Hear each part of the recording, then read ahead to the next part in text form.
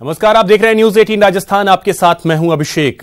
चलिए बुलेटिन में सबसे पहले बात करते हैं सूबे में संग्राम मचाए गुर्जर समाज की, जो अपने लिए 5% आरक्षण से कम कुछ भी नहीं चाहते हैं।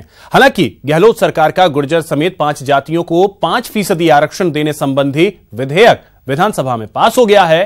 क्या कुछ है इसमें, देखिए रिपोर्ट।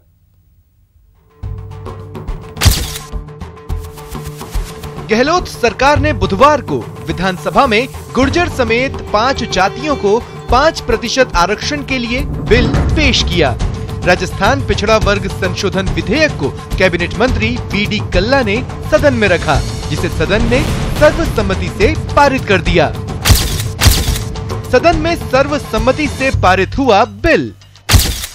पिछड़ा वर्ग संशोधन विधेयक पारित।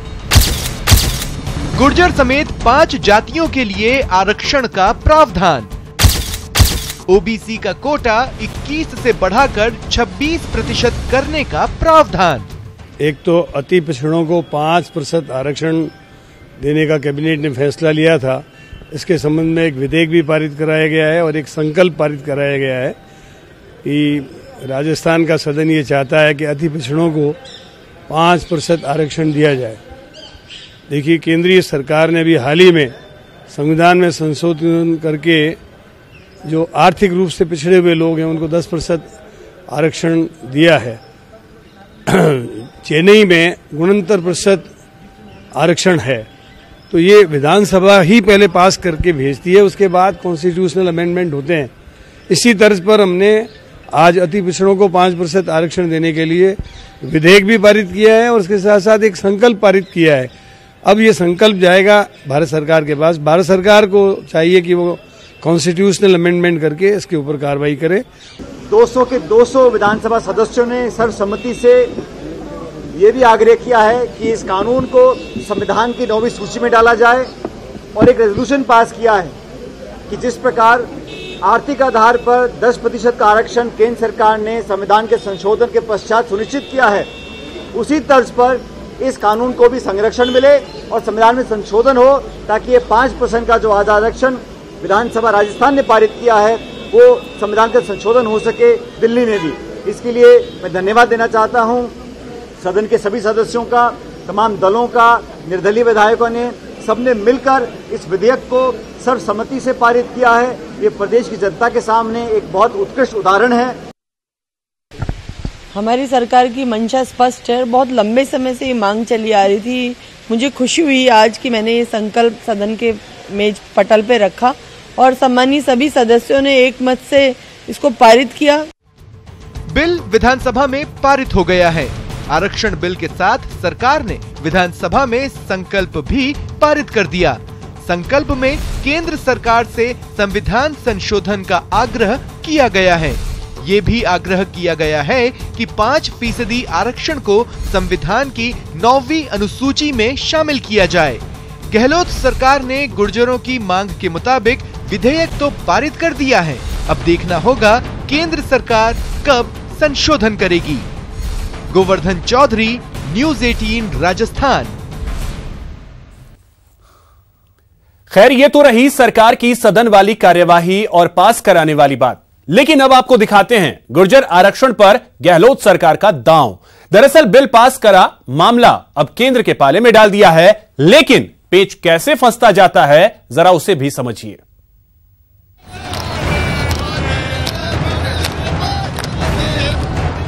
करीब 13 साल से गुर्जर समाज ने आरक्षण की मांग को लेकर कई बार धरना प्रदर्शन किया,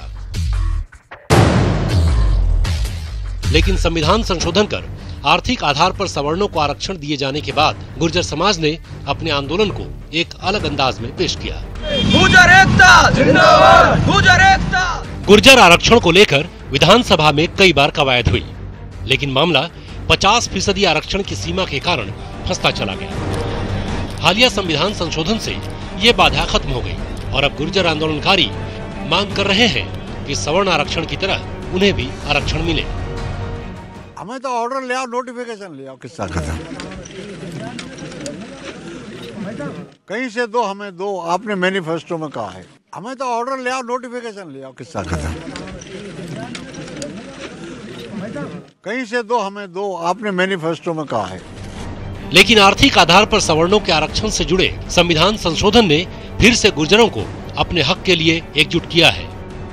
आपको बता दें कि इससे पहले राजस्थान विधानसभा में 2 बार गुर्जर आरक्षण को लेकर बिल पेश किया जा चुका है। दोनों ही बार मामला हाईकोर्ट में जाकर अटक गया। 2017 के कानून में संशोधन कर गुर्जर आरक्षण के दायरे में 5 जातियों को शामिल किया गया है। अब आपको बताते हैं गुर्जरों के आरक्षण मांगने का इतिहास। गुर्जरों ने 13 साल पहले एसटी एक्ट के तहत आरक्षण मांगा था। 2008 में तत्कालीन गहलोत सरकार ने एसबीसी में गुर्जरों को 5% का आरक्षण दिया, लेकिन सरकार का ये फैसला हाईकोर्ट में अटक गया। इसके बाद गुर्जरों ने ओबीसी आरक्षण के वर्गीकरण के तहत आरक्षण की मांग की थी। 2010 में गुर्जरों को आरक्षण देने के लिए 5% पर समझौता हुआ, लेकिन गुर्जरों को 1% आरक्षण दिया गया। 2015 में वसुंधरा सरकार ने फिर से एसबीसी में 5% आरक्षण बिल लाकर आरक्षण का ऐलान किया, लेकिन सरकार के इस ऐलान के साथ ही राजस्थान में आरक्षण 54% तक पहुंच गया। इसके बाद मामला फिर हाई कोर्ट पहुंचा और कोर्ट ने इस पर रोक लगा दी और मामला सुप्रीम कोर्ट में लंबित हुआ। इसके बाद सरकार ने गुर्जरों को एमबीसी कोटा में 5% आरक्षण दिया। बिल पर हाई कोर्ट की रोक सुप्रीम कोर्ट से केस हाई कोर्ट रेफर किया गया और गुर्जरों को मिलने वाला 5% आरक्षण का मामला हाई कोर्ट में लंबित है। अब देखना होगा कि गहलोत सरकार की ये नई पहल गुर्जरों को उसका हक दिला पाती है या फिर गुर्जरों को किसी और आंदोलन का इंतजार करना होगा। ब्यूरो रिपोर्ट के साथ गोवर्धन चौधरी, न्यूज़ 18 राजस्थान। केंद्र की तर्ज पर ही अब प्रदेश में सवर्ण आरक्षण लागू हो गया है। आर्थिक रूप से पिछड़े सवर्णों को 10% आरक्षण मिलेगा। ऊर्जा मंत्री बीडी कल्ला ने विधानसभा में ये जानकारी दी। जल्द ही इसकी अधिसूचना जारी कर दी जाएगी। उत्तर प्रदेश, गुजरात और झारखंड के बाद अब राज्य में 10% सवर्ण आरक्षण लागू हो गया है। हाल ही में केंद्र सरकार ने गरीब सवर्णों को नौकरियों और शिक्षा में 10% आरक्षण देने के संबंध में आदेश जारी किया था। उसका मैंने सूचना दी है ना सदन को कि राजस्थान में 10% आर्थिक रूप से पिछड़े हुए लोगों को हम आरक्षण देंगे, नियुक्तियों में भी देंगे और शैक्षणिक जो कार्य हैं या जो शैक्षणिक हमारी डिग्रियां हैं जो पढ़ते हैं विद्यार्थी उनको भी देंगे और इसका गजट नोटिफिकेशन वगैरह निकल जाएगा, उसी दिन से लागू हो जाएगा। शिक्षा मंत्री गोविंद सिंह डोटासरा ने स्कूल की टाइमिंग बदलने का ऐलान किया है। शिक्षा मंत्री के मुताबिक 1 अप्रैल से 30 सितंबर तक स्कूल का समय सुबह 7:30 से 1 बजे तक रहेगा, जबकि 1 अक्टूबर से 31 मार्च तक स्कूल का समय सुबह 10 बजे से शाम के 4 बजे तक रहेगा। शिक्षा मंत्री ने कहा कि समय बदलने का आदेश जल्द जारी होगा। अध्यापकों द्वारा भी मांग की जा रही थी और अभिभावकों के द्वारा भी मांग की जा रही थी। सक्षम स्तर के ऊपर चर्चा के उपरांत सरकार ने निर्णय लिया है कि जो विद्यालयों का समय है उसमें हम परिवर्तन करने जा रहे हैं।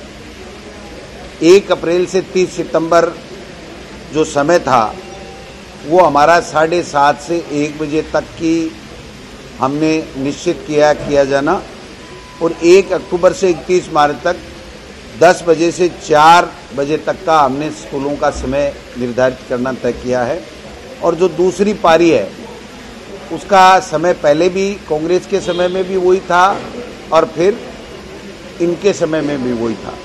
तो जो एक पारी वाले विद्यालय हैं उनमें जो भाजपा के समय में 1 अप्रैल से जो समय था वो 30 सितंबर तक 8:05 से लेकर के 2:10 का था, जो एकदम से सब लोगों के गले नहीं उतर रहा था। वो अटपटा समय था, सभी वर्ग असंतुष्ट थे, चाहे वो विद्यार्थी हों चाहे अध्यापक हों। मनी लॉन्ड्रिंग के मामले में रॉबर्ट वाड्रा से आज दूसरे दिन भी पूछताछ जारी है। रॉबर्ट वाड्रा से मंगलवार को ईडी कार्यालय में 2 चरणों में पूछताछ की गई थी और वहीं आज रॉबर्ट वाड्रा से सुबह 10:30 से मनी लॉन्ड्रिंग मामले में तीसरे चरण की पूछताछ शुरू की गई। 1:30 के बाद रॉबर्ट वाड्रा लंच के लिए ईडी कार्यालय से होटल के लिए रवाना हुए। 1 बजे 2:30 बजे रॉबर्ट वाड्रा एक बार फिर से वापस लौटे और उनसे चौथे चरण की पूछताछ शुरू हुई। वाड्रा से ईडी द्वारा कुछ दस्तावेज भी मांगे गए हैं जिन्हें पेश करने के लिए कहा गया है। दस्तावेजों के आधार पर वाड्रा से आगे की पूछताछ की जाएगी।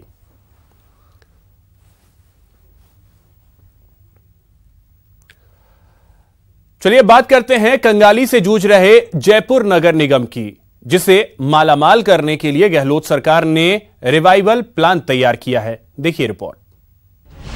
जेडीए के लिए रिवाइवल प्लान, आर्थिक मजबूती के लिए यूडीएच का प्लान, माली हालत सुधार तक विकास पर रोक, कंगाल जेडीए कैसे होगा मालामाल। हम नए काम अभी फिलहाल स्टार्ट नहीं कर सकते जब तक कि आर्थिक स्थिति यहाँ की मजबूत नहीं है, और मुझे उम्मीद है कि 2019 में इस आर्थिक स्थिति से हम निपट लेंगे। कंगाली की मार से जूझ रहे जेडीए को मालामाल करने का ये यूडीएच मंत्री का प्लान है, और इस प्लान के तहत जेडीए की माली हालात को देखते हुए अब सरकार ने जेडीए को नए विकास कार्य करने पर रोक लगा दी है।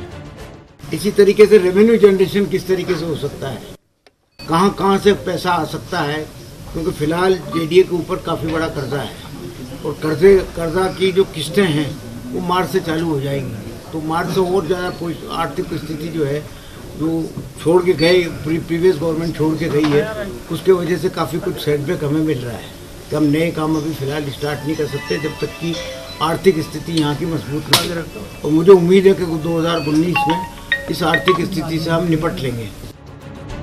यूडीएच मंत्री को उम्मीद है कि इसी साल जेडीए की आर्थिक स्थिति में सुधार होगा और जेडीए की आर्थिक मजबूती के लिए कई प्रपोजल पर भी काम हो रहा है। बीते सालों में बढ़ाई गई डीएलसी दरें कम करना, शहरी इलाके में प्रॉपर्टी के दामों में कटौती करना, पॉश इलाके की नीलामी का इंतजार कर रही प्रॉपर्टी के ऑक्शन शुरू करना, बकाया चल रहे टैक्सेस को जमा करने के लिए अभियान चलाना, जरूरत से ज्यादा डेपुटेशन पर जेडीए में जमे अधिकारियों को तुरंत हटाया जाए। किसी जमाने में करोड़ों के बैंक बैलेंस के साथ साथ नए नए विकास कार्य कराने वाले जेडीए की इन दिनों। चलिए इस वक्त सीधे आपको राजधानी जयपुर लिए चलते हैं, जहां पर रॉबर्ट वाड्रा से पूछताछ खत्म हुई है और सीधी तस्वीरें इस वक्त आप देख पा रहे हैं। जयपुर ईडी कार्यालय से रॉबर्ट वाड्रा तस्वीरों में भी नजर आ रहे हैं। लंबी पूछताछ चली है और आज दूसरा दिन था, क्योंकि कल भी पूछताछ हुई थी रॉबर्ट वाड्रा से, और इस वक्त वो प्रवर्तन निदेशालय जयपुर कार्यालय से निकल चुके हैं। ये तस्वीरें सीधी हम आपको दिखा रहे हैं। तो एक लंबी पूछताछ रॉबर्ट वाड्रा से हुई है ईडी दफ्तर में। आज दूसरा दिन है, दूसरे दिन लगातार उनसे पूछताछ की गई।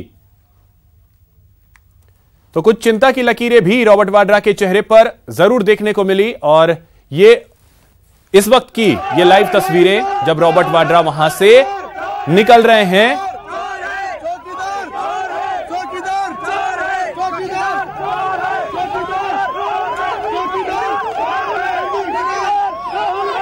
तो ये तस्वीरें इस वक्त सीधी आप देख पा रहे हैं जयपुर ईडी कार्यालय से, जहां पर से निकल चुके हैं रॉबर्ट वाड्रा। कुछ जो उनके समर्थक हैं वो भी वहां जुटे और इस दौरान नारेबाजी भी चल रही है। बहरहाल तस्वीरें आप देख सकते हैं, रॉबर्ट वाड्रा निकल चुके हैं ईडी कार्यालय से और लंबी पूछताछ चली। आज दोपहर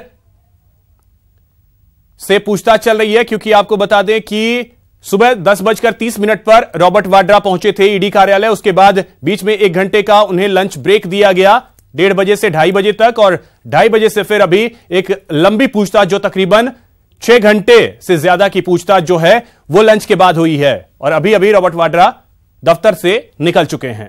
तो वाड्रा से पूछताछ खत्म हो चुकी है, ईडी दफ्तर से बाहर निकल चुके हैं वाड्रा। आज की अगर बात कर ली जाए तो आज तकरीबन 9 घंटे तक उनसे पूछताछ हुई है। कल भी करीब 9 घंटे पूछताछ हुई थी, और मामला जो है वो बीकानेर में जमीन मामले से जुड़ा हुआ है, जिसको लेकर के ये पूछताछ जो है वो चल रही है। राकेश हमारे सहयोगी इस वक्त हमारे साथ जुड़ गए हैं इस पे और अधिक जानकारी देने के लिए। राकेश, आज की तो पूछताछ जो है वो खत्म हो चुकी है, क्या कुछ अपडेट है इस वक्त? हाँ, देखिए बिल्कुल पूछताछ खत्म हो चुकी है और रॉबर्ट वाड्रा जो कि जैसे ही बाहर निकले उनका एक्सप्रेशन ये था कि वो जस्ट लाइक आप फ्री हो चुके हैं। कमोबेश इसी तरीके का उनका एक्सप्रेशन था। मीडिया को हाथ जोड़ते हुए नमस्कार करते हुए वो सीधा अपनी गाड़ी में बैठे और यहाँ से जयपुर एयरपोर्ट के लिए रवाना हो गए। कहा जा रहा है कि सीधा वो जयपुर एयरपोर्ट से दिल्ली जाने वाले हैं और उनकी फ्लाइट उनका इंतजार कर रही है। यही कारण है कि उनके साथ में उनके वकील भी उनके साथ में है, क्योंकि वकील पिछले कई समय से उनके वकील जो सुमन ज्योति खेतान है वो उनके साथ आज सुबह से ही यहाँ पर ईडी के ऑफिस में थे। तकरीबन आज के 9 घंटे और कल के 9 घंटे यानी कि 18 घंटे राजस्थान ईडी ने रॉबर्ट वाड्रा से जो पूछताछ करनी थी वो कर ली है। फाइनली रॉबर्ट वाड्रा को यहाँ से पूछताछ के बाद में फ्री कर दिया है। आगामी कार्रवाई के लिए चालान कोर्ट के अंदर पेश किया जाएगा। फिर ईडी की इन्वेस्टिगेशन के क्या निर्णय निकलते हैं उसे आने वाले समय में देखा जाएगा। पर ये कह सकते हैं कि रॉबर्ट वाड्रा जो कि दिल्ली में 3 दिन रेगुलर ईडी की रडार पर थे, ईडी की पूछताछ में थे, वो फाइनली 2 दिन जयपुर में रहने के बाद में उन्हें अब फ्री कर दिया गया। जैसा कि मैंने बताया कि मॉरिन वाड्रा कल माफ कीजिएगा आज दोपहर में ही विशेष फ्लाइट से उन्हें भी दिल्ली चली गई थी। उनको तो ऐसे में राकेश एक और चीज, क्या इस संदर्भ में कोई जानकारी मिल पाई है कि आखिर कितने सवाल पूछे गए और किस तरीके के सवाल रहे आज, क्योंकि 18 घंटे 2 दिनों में पूछताछ हुई है? देखिए रॉबर्ट वाड्रा से कल तकरीबन 21 सवाल पूछे गए थे और ईडी के पास में उनको लेकर करीब 50 से 55 सवाल थे, जिसके अंदर से महेश नागर से संबंधित सवाल उनके पास में थे कि महेश नागर ने जिस प्रकार से उनकी कंपनी के अंदर रहते हुए लंदन, हरियाणा, फरीदाबाद और बीकानेर के अंदर स्काईलाइट कंपनी के नाम से जिस प्रकार से जमीनें खरीदी, उसके बाद में उन्हें आगे जाकर दूसरी कंपनियों को बेच दी, उस चीज के लेकर उनसे कई सवाल जवाब किए। क्योंकि बीकानेर में कोलायत और इस जगहों पर जो जमीन है और वो कभी बड़ी तादाद के अंदर रॉबर्ट वाड्रा के नाम कंपनी के नाम से है, इस चीज को लेकर भी काफी पूछताछ हुई। इसके अलावा भी कंपनी के पास क्योंकि एक चीज नई निकल के आई है कि रॉबर्ट वाड्रा की न केवल एक कंपनी थी अपितु उनकी Lambodar art company, real earth estate, आर्टेक्स firm, north India IT park व स्काईलाइट कंपनी जो कि काफी विवादों में रही है। ये स्काईलाइट कंपनी 1260 बीघा जमीन राजस्थान के अंदर 1260 बीघा जमीन महेश नागर के थ्रू खरीदी गई और उसके बाद में रॉबर्ट वाड्रा की कंपनी को वो बड़े दामों के ऊपर बेच दी गई थी। ये पूरा ईडी की इन्वेस्टिगेशन की दूरी थी जिस पर इन्वेस्टिगेशन ईडी कर रही थी। यही नहीं, राजस्थान ईडी ही नहीं अपितु दिल्ली ईडी के भी ऑफिसर्स यहाँ पर आए हुए थे जो कि रॉबर्ट वाड्रा के साथ में पूछताछ कर रहे थे। अब देखना होगा कि ईडी कब अपनी पूरी अनुसंधान को कोर्ट के समक्ष पेश करती है। जी बिल्कुल राकेश, तो एक लंबी पूछताछ चली है तकरीबन 18 घंटों की 2 दिनों में। फिलहाल बहुत बहुत शुक्रिया आपका इन तमाम जानकारियों के लिए। हमारे सहयोगी राकेश जो हमें विस्तृत रूप से इसकी जानकारी दे रहे थे। ये कुल मिलाकर के तकरीबन 50 से 55 सवाल जो हैं वो वाड्रा से पूछे गए और 2 दिनों में कल और आज मिलाकर के देखा जाए तो तकरीबन 18 घंटे पूछताछ हुई है। और रॉबर्ट वाड्रा की मां से भी कल पूछताछ हुई और आज दोपहर जो है उनकी मां दिल्ली के लिए रवाना हो गई। और जो जानकारी हमें हमारे संवाददाता ने दी कि अभी अभी रॉबर्ट वाड्रा निकल चुके हैं ईडी कार्यालय से, जयपुर एयरपोर्ट के लिए रवाना हुए हैं और वहां से वो दिल्ली जाने वाले हैं।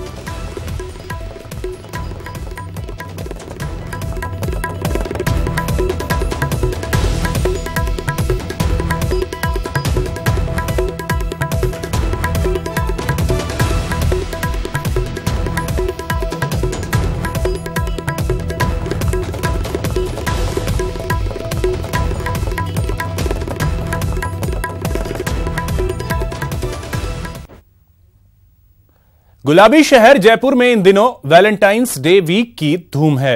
हर दिन कपल्स अपने अपने तरीके से वैलेंटाइंस वीक मना रहे हैं। वैलेंटाइन वीक को लेकर हर उम्र के कपल्स में काफी उत्साह भी है। जहां वैलेंटाइंस डे को कपल्स सेलिब्रेट कर रहे हैं, कहीं कामकाजी महिलाएं भी एक साथ इस प्यार के पर्व को सेलिब्रेट करती नजर आ रही हैं। MI रोड स्थित ओम टावर में एसोसिएशन ऑफ वुमेन एंटरप्रेन्योर्स की ओर से वैलेंटाइंस डे मनाया गया। इस सेलिब्रेशन पार्टी की थीम जो थी वो रेड एंड ब्लैक रखी गई थी, जहां महिलाएं रेड एंड ब्लैक ड्रेस में नजर आईं। पार्टी में महिलाओं ने फ्यूजन म्यूजिक और बॉलीवुड संगीत पर जमकर डांस। हमारा जैसे क्लब है, ओ क्लब एसोसिएशन वुमेन एंटरप्रेन्योर, तो हम ही सभी लेडीज़ को यहाँ इकट्ठा करते हैं और उस पर हाउजी वगैरह खेलते हैं, गेम खेलते हैं, उनको ऑनर करते हैं, केक काटते हैं। तो हम चाहते हैं कि इस तरह सभी लेडीज़ अपना इसको सेलिब्रेट करें। हस्बैंड ज़रूरी नहीं है, तो हमें मस्ती चाहिए, तो एक दिन हमें मस्ती भरा हो और जिसमें हम एंजॉय करें, फुल ऑफ एंजॉयमेंट। ये हमारी वो है, एक मस्ती ही मस्ती हो लाइफ में, तो हम यादगार एक पल बनाना चाहते हैं, इसलिए वैलेंटाइन। चलिए इसी के साथ इस बुलेटिन में फिलहाल इतना ही। नमस्कार।